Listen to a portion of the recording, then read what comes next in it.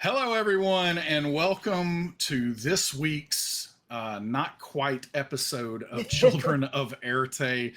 We are experiencing, not to single anyone out here, but we've had a power outage, and so it's going to be difficult for us to have an episode, especially given the person who is out and absent tonight.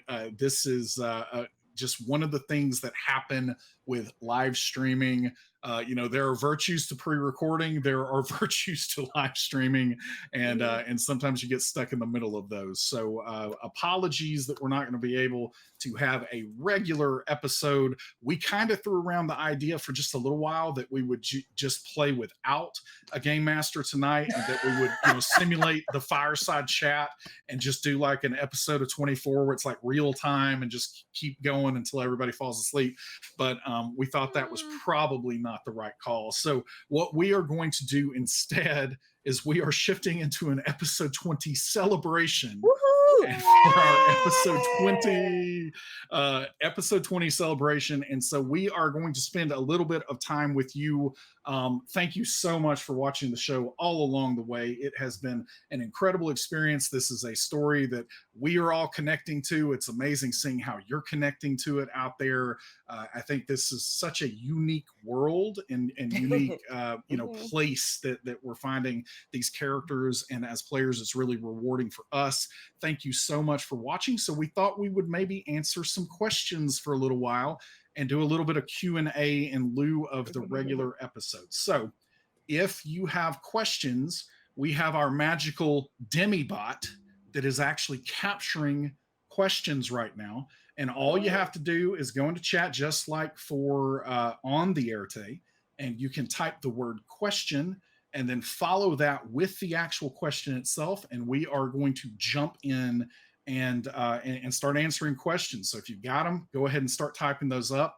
And if you are directing it at someone specifically, you can also call that out in the question. We'll make sure that individual provides an answer if they can.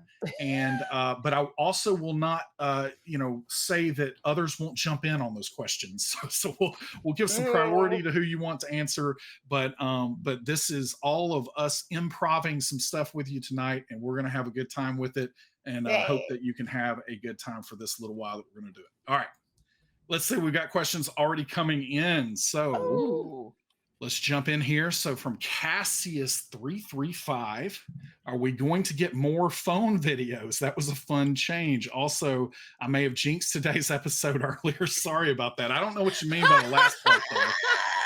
Do not know what you mean by the last part there, but if you're a witch, then okay, that's pretty special. But yeah, so that was something that on the production side and just thinking through the show, something that we have been thinking about doing some little bonus content like that for a while.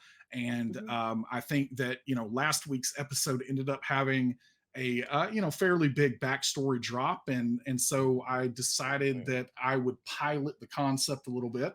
And so I think that it is very, very possible, and I will say likely, that we will end up with some additional bonus content in the future. It might not be phone videos, it might be written, it might be sequential art. I don't know what people are going to come up with, but I do love the concept of bonus content, and we will see where that goes.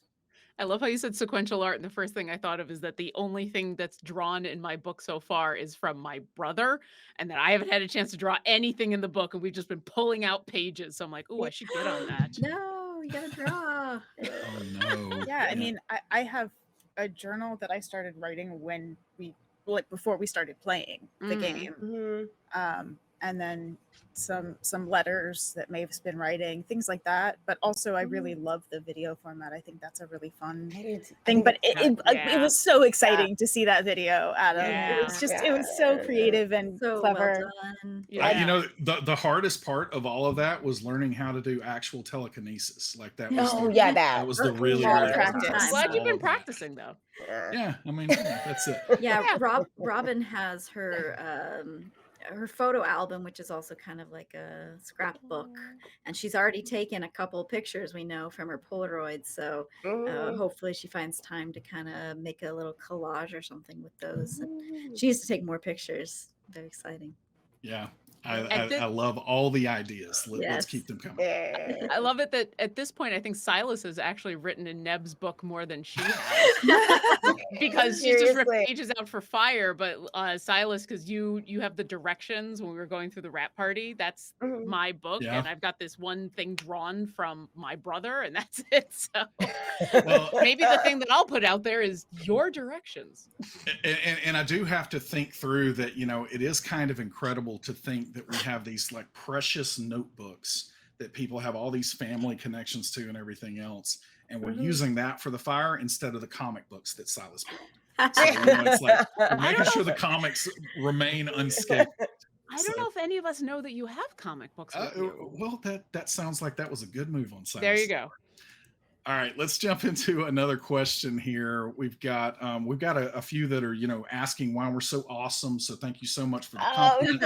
It's all of these people. We probably won't answer that one in depth. It might seem a little haughty for us to do so. But let's see. But the truth of that is, like, it's this group working together that everyone elevates each other, and none of us, I think, I can only speak for myself, but I know my performance by myself would not be nearly as good without these incredible people. They bring me to a whole other level, and I am grateful every game. Collaborative ensemble, I love it. It really is, like, for me, it's the height of storytelling. There's a ton of the Silas being a fan of so many things is the autobiographical part of this for me. And you can see on the shelves behind me, there are 3 other walls that you can't see in this play. Just so many things that I love and I'm passionate about. And most of that revolves around story. And this form of storytelling is unlike anything else. It just elevates to a level. And when you play with people like we've got around this virtual table, everyone's just so incredible. Everyone, the maturity, the personalities, the ability to capture, the different archetypes of what makes story great. It really is just something else. I agree. And you know what's weird about this table specifically? Like, out of nowhere, it just feels like you feel super safe with each other, like exploring different things and showing different emotions. Like, I just feel, and I talked about this in my Beyond the Éarte episode, in that, like, I jumped into a group of people who are very close friends and have played together for a while. But, like, you guys did not make me feel like the new girl at all. If anything, you were like, get in here. So when we found out that you were joining us, we were all so excited. I mean, it was just like all caps, exclamation points. Yep. We were all so thrilled. So I was really nervous because you guys are all so seasoned and you're all really professional, and I've watched all of your work for years, even before you guys knew who the heck I was. I've watched your work before. Aww. So it was really cool to be able to jump in at a table with you guys and then play, and then realized that I could just be the character that I wanted to be, because I was like, oh wow, these people are really like true, huge, massive geeks like me. This is awesome. And we're really lucky because you picked a character, or you created a character so different from us, and we need that. Someone who's grounded and it's wonderful. Absolutely. We need someone to threaten arresting Silas when he talks about crimes that he's committed. That's absolutely the law. It's an essential component. What, the Book of Ashanti? The Book of American Laws. All right, so let's jump into another one. Let's see. Let's talk about Farooza a little bit more. So we've got from N Denison 08. Alicia, do you see Fairuza getting more confident with herself and really leaning into this world and her powers? You know, okay, so off stream sometimes we all talk about this. Like when we're taking a shower, walking down the street, we are literally thinking about our characters and how they feel. And so that when we go into the next game, we're already sort of raring to go, like where we want our characters to be and say and confront and where we want them to move in the next episode. And for Farooza, like her process has been very, very slow because she's worked very hard for where she is in her life, and she's convinced that she lives her life in reality and kind of on the straight and narrow, and everything's planned out. So what you're seeing now, exactly what you kind of asked in the question, she's starting to like the idea that she's strong. She likes the idea that she can do something she's never done before. And every time she succeeds, and that all depends on these things, but every time she succeeds at something, it bolsters her confidence. So I'm almost letting the dice dictate how she grows. So it's interesting to me too. I'm basically watching her grow because of how the dice dictate. So lately, especially with the Fairuza thing a couple episodes ago, where she made where I threw my computer on the ground and destroyed the stream. That's still like one of my favorite moments. She's just like almost going. It's like I tipped it over, it fell on the floor. I was like, that's the computer. And then I was like, the stream went, everything. But that was a big moment for her because a bunch of things happened. She realized not only am I stronger, but there's something else inside me that's affecting the world around me. And I'm doing it like on my own. And as you're going to see, it's going to be a faster progression now because she realizes now that she's doing it. And that's what's so much fun because I feel like I'm doing it like Silas. That's it. So I'm going to, because, the wildness of tonight and being very atypical, I did not mention our sponsors. And so Alicia reminded me when she grabbed her dice, we are rolling Die Hard dice. And so, yes, we've got some beautiful pictures of Die Hard dice. Thank you so much for being sponsors. If we haven't done it already, because I know our community team is out there and they're incredible and awesome in chat, so we might have already done a giveaway, but if we haven't, we're going to do a giveaway. And you can use the code Éarte to get 10% off any order that you do at the Die Hard shop. And they have supplied us with, I'm going to go ahead because we've got the entire alphabet to chew through here. And even though this is an atypical episode, I'm going to go ahead and say that they have supplied us with menace managers to roll for our streams. And so thank you, Die Hard, for that. We also have, we cannot forget, Idle Champions of the Forgotten Realms. You can pick up that Electrum chest code. That's a hard thing for me to say for some. Electrum chest code. I don't know why, but it is. But you can pick that up. And thank you, as always, Idle Champions. And tonight you will not hear the dulcet tones of Sirenscape because we're not playing the actual game. But typically we do use that because epic games need epic sound. There we go. Squeezed that in, and we'll go to the next question. So, A Fish Killer, how has this particular game prep been different for you guys? Character creation to episode 1 introduction. So I think all of us have probably individually talked about this a good bit.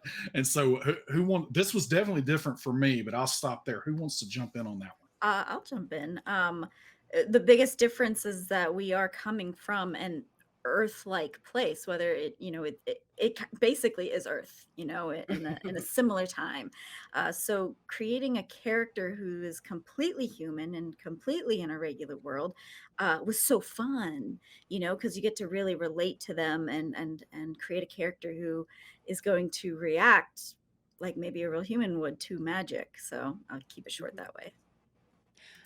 I'm going to bounce off of that for two different things. One, what's been fun has been at these low levels, really thinking about spells and abilities and things and how to flavor them and how to work them in ways that I've never gotten the chance to do, because usually in a lot of D&D games, especially the ones that we've been playing for years, these early levels you kind of gloss through them real quick, or you just kind of take a lot of the stuff that you get for granted.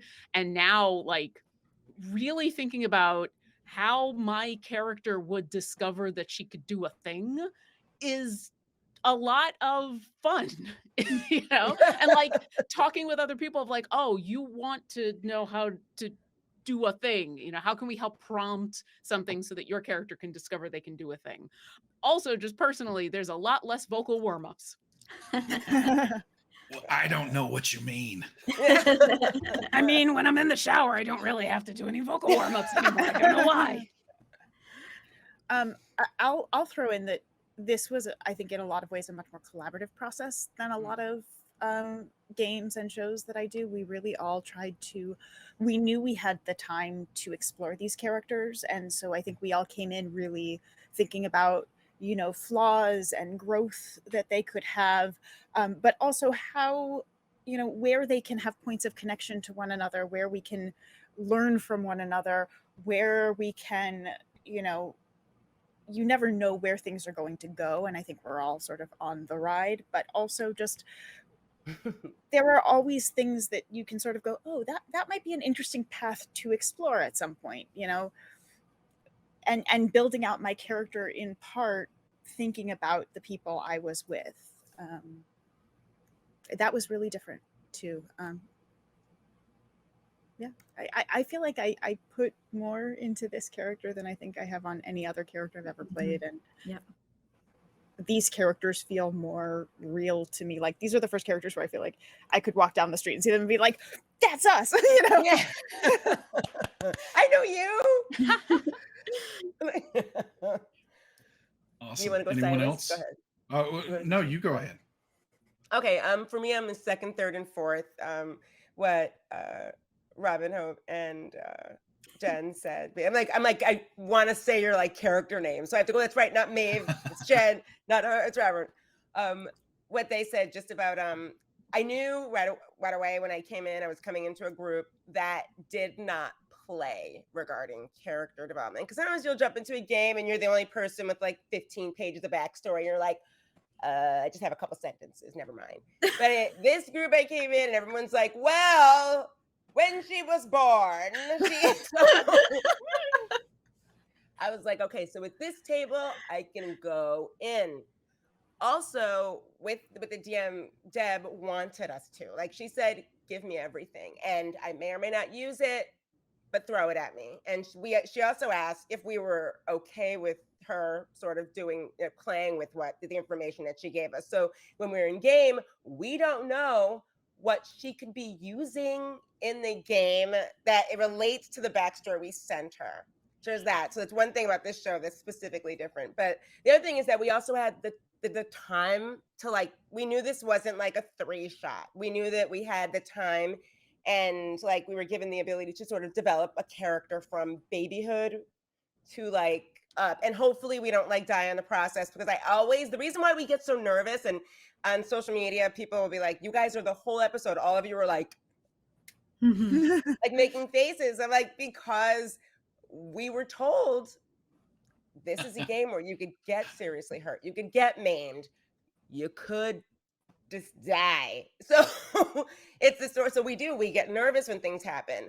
But I like that though, because it makes everything feels more real and more intense. So that's why when you're watching us react, we're like, oh gosh, she just rolled a 4. If your character loses an arm, if your character loses a leg, if we were told that you adapt how a person would adapt if something happened to them, you know, in a world like this. So that's totally new. That's totally new for me. So yeah, it's been a pretty intense but fun, but definitely different.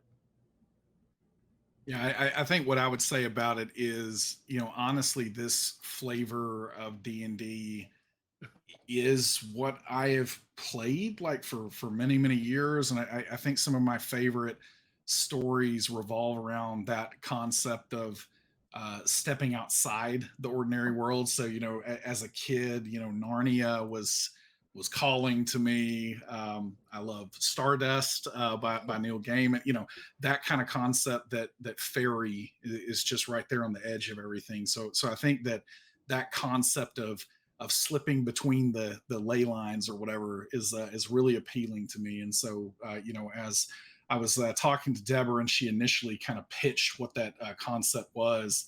I just immediately was like, yes, this is great. Let's run with that. And so, honestly, that kind of concept, one of the things that I saw the Miss Marvel show, this is going to be a weird thing. I like the show for a lot of reasons. Like I think it was, fantastic show on many, many levels. But one of the things that I loved about it is I have been trying to explain to people over the years that that's almost how I see the world. And people just have never believed me or understood what I meant by that. But that concept of like active daydreaming is something that I actually do. And like there are times where I get lost in it and people have to, Adam, are you with me? And like, yeah, sorry about that, and so I love that concept that it would not surprise me, even as a real human being, it would not surprise me if there is more out there than what we currently perceive. And so I just love that sense of wonder that comes with that. And so for a show like this, being able to kind of create that, it really felt like a lot of the D&D that I've played over the years. I love modern tales anyway, so D20 Modern was my jam back in the day. And so just kind of melding all that and kind of putting all that together, it really is just a special setting that we're playing in. And I think it's just such a wonderful playground for all of us. And I just want to throw out there that none of us has any idea what's going on. We don't. But it's fun finding out, right? It's super fun. There is no metagaming. No. Oh, how many hit points does that thing have, Deb? Just like, it's not even real. It's not even in any book anywhere. All right, let's see. Let's do another one. This one should be pretty quick. So from Jay Millie, how old is Silas supposed to be? So Silas is in his early 50s. And I think one of the, he might look a little younger than that, but he's in his early 50s. And I think that one of the things that I noticed when I was playing D&D back in my, teenage years is I always created characters that were older than me. And they were, 20, early 20s is where I would create them. When I got into my 20s, I wanted to play characters younger than me, at least when you started out. So they were like, 18, 19, like Luke Skywalker age. And so as I started playing, as an older adult now, I think there's just something really fascinating about the point I've come to in life that, there's so much stuff out there where people talk about your best days are behind you. And I just have categorically found that to be false in my life. And so I love the aspirational element of like, what could life, 10 years from now look like? And so for me, that when I was creating Silas, it was a lot of, what are some things that I would like to do in another decade, and owning a huge gaming and comic and action figure shop is certainly on that list. But yeah, I think that that was kind of the reason behind that age category. And I haven't been able to play one of those older characters at this point yet. All right, let's see. Here is another one. Coach Millie, were y'all friends IRL? I think that stands for in real life before this campaign. Kind of yes and no. Before this campaign, before yes. before this campaign, yeah. It's before we started playing, in the D&D Beyond days. Like before then, I knew Lauren. So Lauren and I knew each other at that point in time. I did not know personally know Hope and Jen at that point in time, but we knew each other. yeah, exactly. And then we met Alicia, I have spoken and interacted with Alicia for a few years now. Yep. But then really spoke and got to play with her just for this campaign. And I think many of us have known her and known of her for a while. And so yeah, it's these games do more to forge friendships than any other single activity I've ever found. And so I would die for the people that are around this virtual table. Like I love them all. And we have become very fast friends over the years, even if we weren't when we first started playing. Yeah. Mm-hmm. Alicia and I were joking before when you got brought on for the campaign. It was just like, we have been trying to play together for how long? We've been like Twitter, like, oh, you're gonna do here. Let's do, like, we would do the same charity event, but we would be on different shows. Or Always. yeah. We were just like this far apart from each other. So when you came on for Children of Rarity, I was like, yes, like we finally get to play together. I know, it's so exciting. For me, I knew, like Adam said, Lauren, we had like a mutual stalking going on. Like she said, with Jen, when I first started watching D&D, I was watching Monsters, and a show that she created and directed on YouTube, Monsters and Fables, right? Fables, and that's the one. Yeah, so that's one of the first things I ever watched of live play D&D, and I was like, oh, this is a really interesting way to do this, and I thought it was really good, and I was like, I got to get into this. So that's one of the first times I ever saw her, but I heard of her before in other things, like from TV stuff. Hope, we actually play in a home game together and have for the past few years. So I can tell you this, Hope plays is at the widest range I've ever seen in a D&D player. Hope's character in a home game is nothing like Robin. Like Hope has completely like can play opposite. anything. It's amazing. Yeah, it's like completely diametrically opposed. So that's kind of how I know everybody. All right, let's jump to one more. This one, and this is going to kind of prove out. I think the question is going to, kind of trigger some of the reasons that I would even like pull this one up in the first place, because this is a great group of people to play with. But the question is from Cole 12 Monks. Ideally, every member of the party maintains perspective that D&D is a game and everyone is there to have fun. But as we know, human emotions are not always neat and pretty.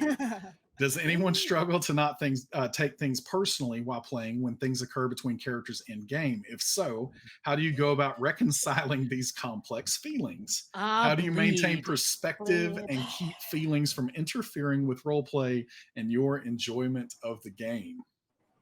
Bleed. Oh God, there's whole discussions on bleed. Yeah. I mean, I will fully own that I had a bad day one day and I was not good about that. And so when that happens, it's owning up to that you did not do that well, and doing what you can to make it right, and to take the the things you can to not have that happen again. So safety tools, checking in with people, obviously apologizing. But I think especially when it's a group you trust, that goes a long way. And everyone is human, and when you care about things, it can be hard, or we are living in a time that is really hard the last couple of years. And so I think having compassion and kindness for one another, and recognizing that this is where we try and come to enjoy ourselves, and sometimes the world comes through, and sometimes it's hard to, when you care about this, like, let that go. So I try and give myself space before and after games to get into character, get out of character, but communication and just being a grown-up when things go wrong, because it happens when you play with people for years and years. Like, people have bad days. That's right. Yeah. I've found a lot of my bleed happens not when I'm mad about anyone else doing anything. I'm mad about what I did. I'm mad about something that my character did, that either I'm upset as a player that I let the character do that because I felt like it was bad for the group, or I'm upset that my character failed at something that it would have been really not like cool for them, but like it would have been good in this moment if I'd been able to succeed at that. Or, it's that kind of thing. And so for me, it's less about being mad at other people and more like remembering that, yeah, it is a game, and yeah, we get emotional about it, but it is a game, and I need to be able to put it down, and it's okay. But yeah, the having the time before and after is really important, even if we don't hang out after a game, because lives are busy and sometimes people run off, and sometimes the games that I'm more emotional about are not necessarily the games other people are. Other people may have a stronger reaction to games that, I thought were totally fine. And so giving myself time away, I'm very lucky to have a partner that I walk over to and I go, I got to tell you what happened. And venting helps. Venting helps a lot. So yeah, like recognizing why and I'm using the term bleed. I think it actually came from LARP, but it's that idea of the things my character is feeling, I'm now feeling, and I'm not able to separate the two. And so trying my best to be like, well, why am I angry about this? Or am I just angry on behalf of Neb or Kira or whoever? But yeah, it can be hard. It can be hard, especially when it's something um when it's something intense and then you have to wait a week for it to resolve. Yeah, that.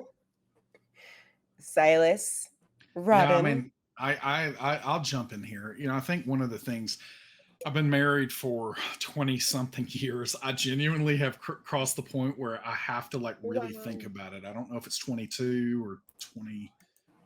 Anyway, I've been married for a while, and one of the things that I have discovered on that journey, and it's been a wonderful journey. I want to be really, really clear. Love my wife; she's the most wonderful person on the planet.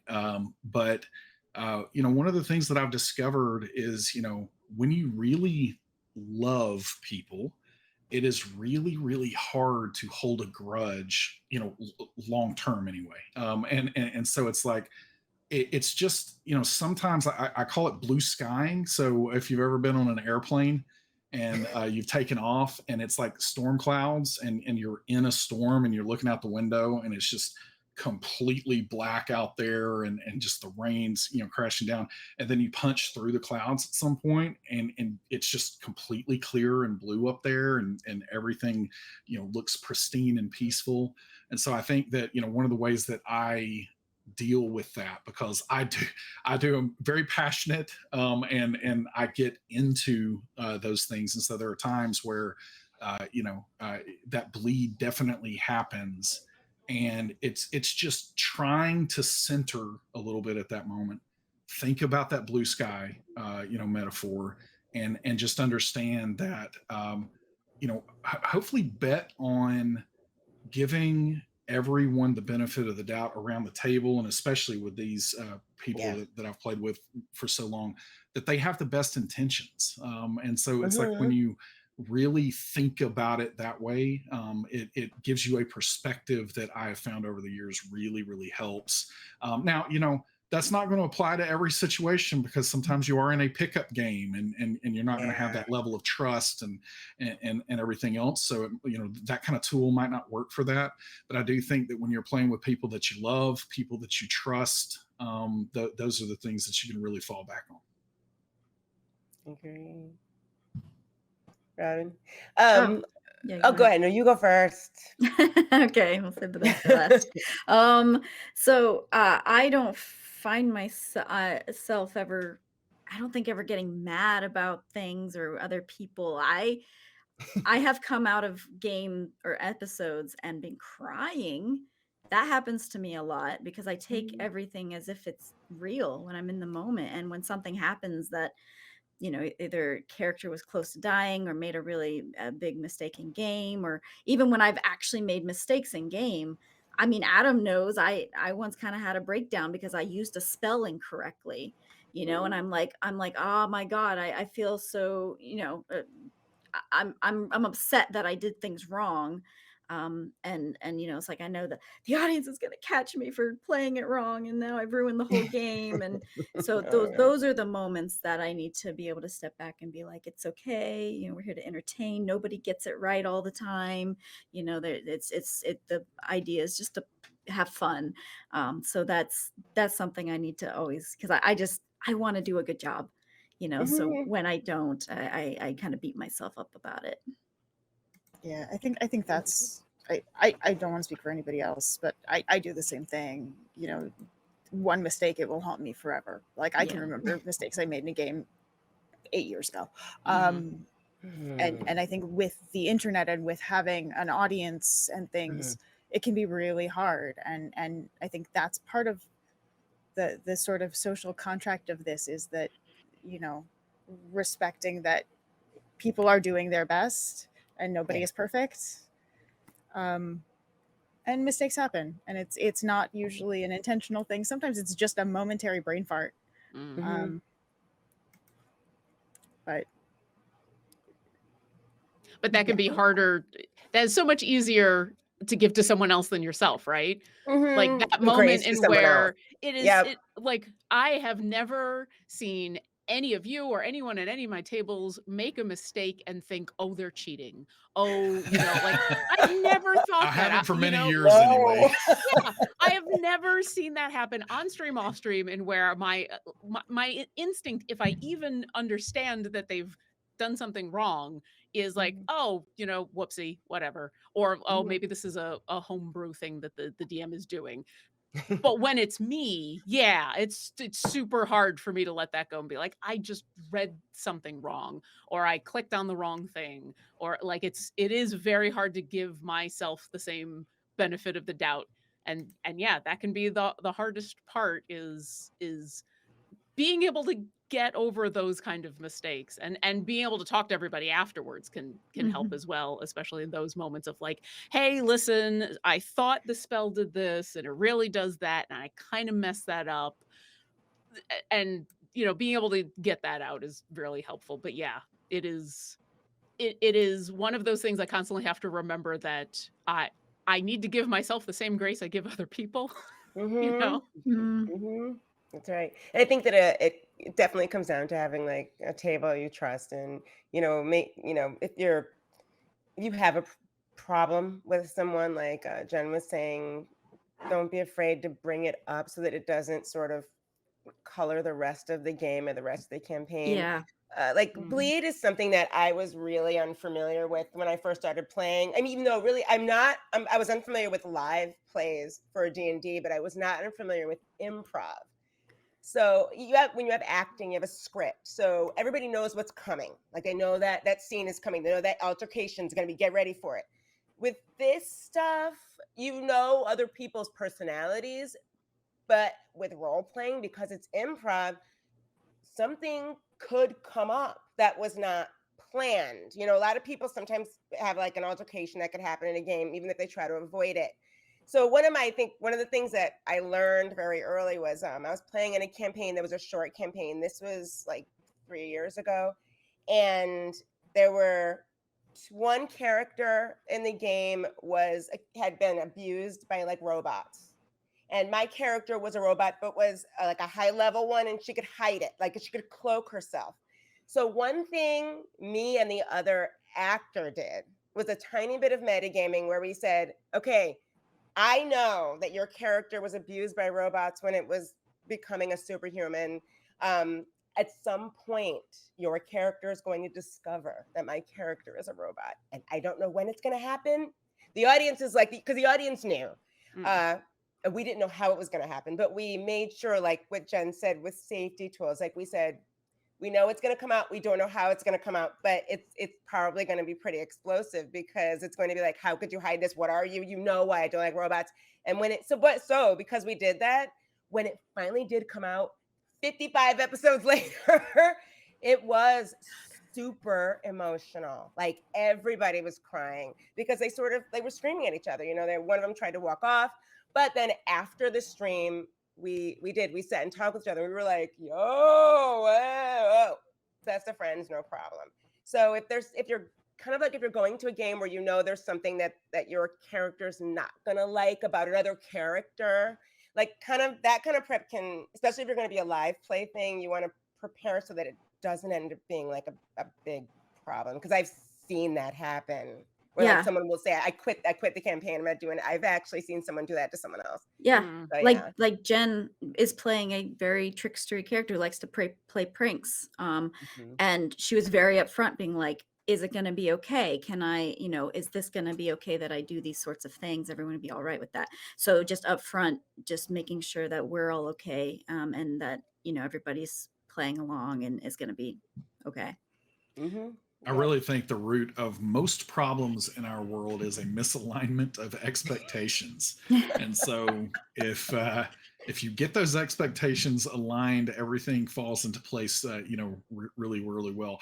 One other thing that I will kind of add to this, we're really talking about safety here, and we're talking about having the ability to trust the people at your table and work through those issues. But I do also want to emphasize one of the other things, maybe I'm just getting old, but life is pretty short also. And so you should not suffer abuse of any kind. And so if you're in a group that is not willing to work through those things and to come out on the other side in a positive place, then suffer no fools in those situations, and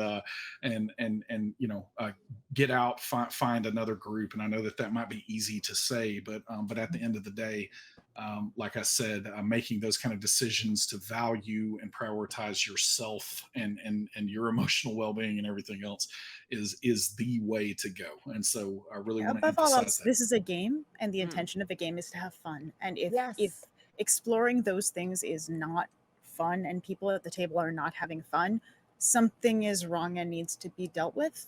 And that may mean that you need to change groups. It may mean you need to reevaluate the rules at the table. There are a lot of things it can mean, but it certainly should mean that there needs to be a conversation happening. Yeah, but games are there to be fun and for people to have a good time. A friend of mine said something really interesting that made me really think about D&D a while back, which is you don't see a lot of call for dramatic improv. When most people think about improvisation or improv, it's like, it's funny improv. It's whose line is it anyway? It's that kind of thing. And even in the context of D&D, learning how to do that kind of yes and improv, a lot of those skills come out of funny kinds of things, whereas D&D really can and is dramatic improv. And like Alicia was saying, sometimes you need to be prepared for those things because it's important to have that line, and it never gets in the way of the emotion of the actual scene, of it being really good D&D. I've literally had stuff in where a player and I have before the show been like, all right, this is probably going to happen. Are you okay if this happens and that happens? Are where are our boundaries here? All the way up to me messaging in a backstage chat being like, if I attack you right now, are you okay with this? And like, it makes it freeing to have that yes and no. You feel like you have your net.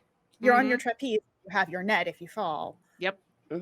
Yeah. You're on the roller coaster and you know that it's been rated for safety, but it's still terrifying. And also, I think with Bleed, it's important to note that when you're really in a scene and you're really involved in things and you care about this stuff, you're getting adrenaline and you're getting those emotional responses. So your body is reacting to this stuff in ways as if it were happening. Which can be some of what's hard to shake off, which is why it's important to have that kind of cool down period as well. And I do have to look on the flip side of that. That's part of the reason I love playing these games that much too, though, because there are just very few other types of activities, video games, and they just don't kind of trigger that same kind of, response. And so, it's really, it can be a really, really positive thing. And, honestly, even some of the, issues that you can sometimes, need to work through at a table can become positive things too. And, I honestly think if everybody in the world played these games. Like if everyone could play these games, the world would just be a better place, because you have to, in order to actually continue to play these games, you know, if you're playing, you know, Call of Duty online, you can just rage quit and throw down your controller, and you know. But it's like when you're playing these games, even across, you know, video platform, you know, on Demiplane, you know, or whatever else, like you're still, you know, looking at the people. You are there with them in some capacity, and so I think that proximity creates a level of intimacy that you just don't find in other kinds of gaming experiences, and that's one of the reasons I love it.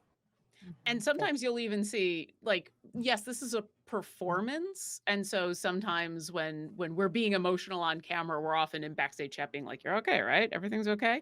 But I've also been on streams in where an emotional scene will happen, and afterwards someone will just write on camera, say, "Are you okay?" And it's kind of a beautiful moment when someone is sobbing and, you know, cleaning themselves up and like, "Oh yeah, I'm good. I'm good. It's all good." It's, you know, that kind of release can be a lot of fun when you feel comfortable doing it. And it's okay to have those emotions. It's a problem when they're it's a problem when you don't know how to deal with them, or they're unexpected, or they're coming from a bad place. So, but just because you come out of an intense scene crying does not necessarily mean it was a bad cry. I've had a lot of good cries out of D&D. Me too. We're going to wrap up soon here to let everybody move on here, but maybe time for a couple more questions, and I've got to sneak this one in because it was asked by one of our cast members. So we have from Hope of the Valley. Oh, I wonder who that that person. is. They're pretty awesome. Yeah. Adam, are you IRL? That's in real life. A huge fan of Michael Jordan. Boy, am I ever. You know And so much. the rest of our time is going to be spent talking about the greatness of Michael Jordan. But no, I mean, I could tell you 5 different, you know, vectors, and, you know, scales of why he is the greatest basketball player to ever play. But I will save that for another conversation at some point. But yes, I'm a massive Michael Jordan fan. And he is still is the GOAT, greatest player that has ever played. But I'm also a massive NBA fan, so I watch the NBA today. I can tell you things that you know, people probably shouldn't know about almost all of the teams in the NBA today. But yeah, out of all of those giants that have played the game, MJ is the top of Mount Rushmore there.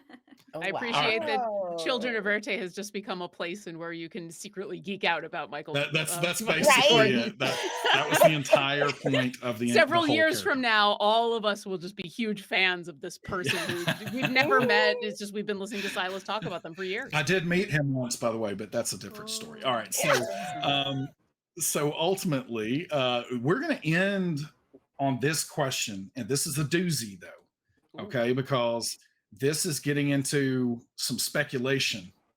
And I want to clarify that if anyone's watching now or listening on YouTube later, this is speculation. So any answers that we might have for this is pure speculation, because I want to say, like, you know, I'm you know, involved in the production of the show and everything else, and I have intentionally removed myself from any of those discussions about what's really going on here. So we genuinely do not know. And so any way that we answer this is, again, speculation. So there's that disclaimer. But let me find the question again. Here we go. So excited about this question now. There's such a lead up. Cassius 335. Since Deb's not here, the cat's away, the mice will play. What do you all think Éarte is? A place? A lion deity? I love that Narnia reference there. Something else? So yeah, what do we think Éarte is, and what do we think? You know, we can embellish a little bit here too. Like, where do we think we have like landed in ourselves? Because for me, I'll start like, I do think Éarte is the name of the world, but I don't think our characters, obviously would know that yet. But that's my guess at what Éarte is. But then it's like, why would, presumably us as cast members and players and characters be children of it? So I don't know those answers yet. But I think it's a place. And as far as like what that place actually is, I mean, the only answer that I can have for that is some kind of other dimension. But honestly, the more that we play, I'm not sure that I'm really convinced and convicted that is really, really the case. So that's all I got right now. I think that Éarte is this realm's mythological equivalent of what we here think of them, and it's what they call Earth. It's what they call our world. So we are children of Éarte because we are creatures that have come through from what they call Éarte, what we call Earth or our world. So we just like stepped through some dimension door with that train or something. So we wandered into, if the Feywild told fairy tales, yeah. But the world they told them about would be our real world, and they just had they got the name slightly off. If the people in Dungeons and Dragons land were playing accountants and bookkeepers, Yeah. and they were playing in the world of Earth, and all the Like dragons are houses sitting and around the households. table playing. Yeah, they're playing humans and households. Yeah. Yeah, that's right. That's right. Humans and households. Oh God. Oh wow. I've tried not to speculate because I like seeing it all unfold, but you can't help it. You do start wondering. And everything you guys said, I've thought of, but then I've said, no, I guess I'm wrong, because then I start thinking, why are we getting these powers? Like, where are they coming from? Is it because we came here, I guess? Is it weird that I have a different answer than Neb does? Oh, are you? Is everybody still there? Let's hear it. Yeah. Okay. Yeah. Okay. Sorry, I had a moment there. My power is still on though, so we're okay. Okay. Yeah, I think it's something like what Jen said, in where it's a Feywild type mirror of our regular world, and that's what they call us. Neb thinks we're still on the real world and we've just gained magic powers, and this is what happens. And now, and that eventually we'll get control over everything and be able to just be invisible, not be invisible. Like, she just thinks we're still on Earth. Absolutely. We're just, I love that. we're just we've been infused with magic, and that's what happens when you're infused with magic, is until you learn how to control it and do what you want to do with it, you're just kind of, off to the side a little bit, and that eventually we could just kind of go back and forth. So, And see, I always thought of Maeve having magic in the real world and just sort of not recognizing it as magic her whole life, that these are just things that happened, and she didn't think twice about them. When she would say, no, things would get away from her. In times of great stress, that was something that could happen. Almost. Yeah. There's a little bit of Matilda in Maeve. Yeah. And that sort of, that concentration of power happens in the real world. Such a good question, But it's because amplifying. it's It's a interesting really hearing it's interesting hearing like what you think versus what the character thinks. That's something we never discussed at all before. Yeah. Like where they think they are, what they think really happening, and then how the powers are occurring, because it seems like everyone's kind of different. My envision thing here was that they all had the powers inherited somehow, and when they got into this space, the powers were realized, but they were inherited somehow, which is completely different than what you guys think. I personally think that we came here on a glitch, because you always hear those stories of like there being a glitch in the matrix and really weird things happening, and I think the glitch caused us to, when you think about ghosts and how ghosts live in tandem with our plane, but a plane that is on top of each other. It's like that's why we see glimpses of things happening, or sometimes there's interactions like cabinets open and stuff, because it's the same world, but a different spiritualness where their souls go. And so I think I almost have the thought that we died on the train, and this is just the afterlife of a purgatory, a limbo. So it really is Lost. Yeah. Wow. So yeah, Beware the smoke monster. right. Smoke monster, the ice monster, the ooze monster. Yeah. I love it. Wow. That's So it good does prove stuff. that it proves that none of us really know what's going on or what happened. This will be fun to come back and listen to. Yeah. Way further down the road. It's like who Year was from right? now, Let's come take out a back. pool. If I had to guess, I'd say all of us have like a tiny bit of it right, but none of us have Yeah. it completely. Yeah, you're probably right. But we're also only 19 episodes in. Like that Yeah. feels like a long time, and also it's not. I mean, we still have all sorts of questions of like, how exactly did we get here? You know, why us? Is it us in specific, or were we random? You know, there's all sorts of questions that are still out there that both I and Eb are excited to get the answers to. Yeah. I can't wait. I Awesome. want to know all the things because I want to play all the games and just like I want to know. disappear Yeah. for 2 weeks and just play. But at the same time, it's so great to have a slow burn. Yeah. It's so- Yes. Yeah. we can just take our time and enjoy it. Mm-hmm. And Absolutely. seriously, like for anyone watching, we actually, when we all hang out, this is what we talk about. We talk about our characters. We talk about theories. We talk about what do you think is going on with that thing? What are you going to do next? Speculate. Josh is trying to count us in on the episode, and we're just like, and what do you think about this? Well, do you think I should try to do this thing? And he's like, can we just get to the game now? Can you stop playing the pregame and play the game? But that's how much of our consciousness this game takes up. Like, again, I don't want to speak for everyone else, but this is really important to me. Like today, we all got together, and I was like, I'm so happy I'm here right now. Yeah. This is so meaningful, and Yeah. I look forward to it all week. And yeah, it's the best. It's Me the too. best. I feel super lucky because we all enjoy this game so much, and it's such a stark contrast to a friend of mine, won't say who, but she got invited to do like a major a campaign recently, and it was a pretty big deal, and she was really excited about it, and she's been playing much longer than me, but she wrote to me right after session 0, and she's like, the energy's off. So she said, I think I'm going to turn it down. And she's like, it's a big opportunity, but I think I'm going to turn it down because the energy is just off. It doesn't. And she's like, I just don't. And she ended up turning it down because that's how important it is for the table to have the right, like, sort of people, energy, I don't know, personalities and types. So yeah, she ended up turning it down. And I was like, wow, I'm lucky, I guess.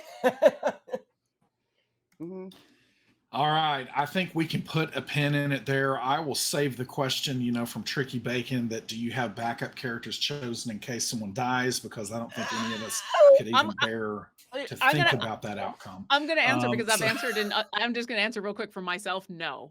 And it's the only thing I am superstitious about is I don't make a backup character. I just don't. I focus on one character. All in. One character, and if they die, then I will go from there. But I never make a backup character. What is it? Save nothing for the swim back. Remember Gattaca the movie? That's one of my favorite things. Oh boy. I love it. All right. That is where we will call it for tonight. Thank you so much for spending some time with us in this unorthodox approach that we've taken here tonight. But this is us making, I always wondered because it's like you have a marinade that marinates. And so like what I go around saying is that we liminated here tonight. So we drank the lemonade. And made the best of the situation. Yeah, okay, they're catching up. There we go. I thought you were going liminal, as I'm in we're sorry. in this nether space of it's a show but not a show. Yeah, that's it. That's it. I just want dinner now. We appreciate all of the questions. Sorry that we didn't get to all of them there, but thank you again for sticking around with us. We will do this other times. We were actually thinking about having a scheduled one of these pretty soon anyway, so this is probably going to take the place of that, and we're probably going to take every opportunity to play that we can, because whatever witches we have angered out there, or demon lords, or whatever else, we keep getting hexed with some of the technology of the internet. I thought we had figured out the internet, but apparently the internet is a fickle deity, and so we will play and kind of let this take the place of that probably, but we will certainly do this again, because I think On the Éarte is a fantastic show. You should check that out. We have some incredible interviews with members of the cast there, but there's also something special about being able to kind of be together and collaborate on some of these answers. So thanks again for being here with us, and we got a few questions about this, so I think that our producer Josh Simons, thanks so much for all the work that you do, and everyone on our community team, Melly and Josephine and Sam, thanks for the work that you do in chat. But we got a few questions to play the phone message again, so we will do that on the way out, as for anybody that might have missed that.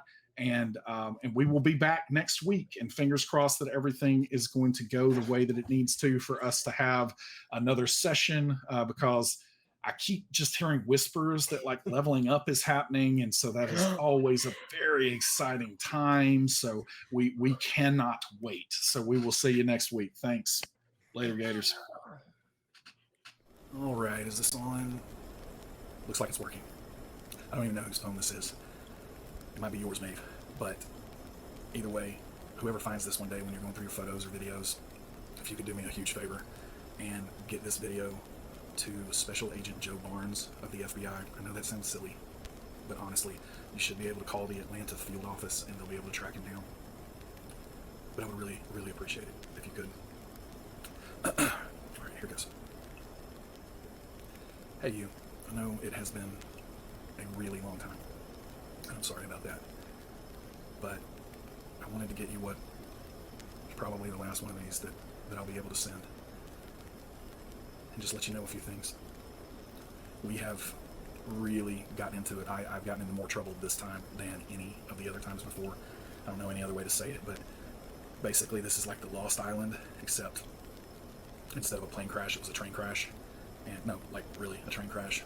And we're finding ourselves amongst complete strangers that we know nothing about, being forced to work together to unravel mysterious clues in an effort to try to return back home. So yeah, like lots of similarities. I just really, really hope that what's really happening right now ends a lot better than that show did. I mean, seriously, like, we don't need that kind of disappointment. But I guess time will tell. But I wanted to let you know that it's been more than 20 years that I actually told someone last night about what happened in my past. I didn't tell them everything. I didn't tell them about you. But I told them what I used to do. And honestly, it's been just such a long time, and it felt so great to let someone know, to be able to share something, to keep a secret for that long. I just don't think it's good for anybody. And I barely know these people. And, I shared it. I did the whole bit where I acted like I was drunk, where it would maybe make a little more sense that I would just share those super sensitive things, but I wasn't drunk. The truth is, I just wanted someone to know, because I don't know what's going to happen to me here. I just wanted to tell someone. It felt really good. Now I am on watch. Yeah, watch, believe it or not. We have to watch to make sure things that don't kill us in this place. And I haven't told the others yet, but I'm not going to go back. I'm still going to help them. I'm still going to do everything I can to try to help them get home, but I'm going to stay here.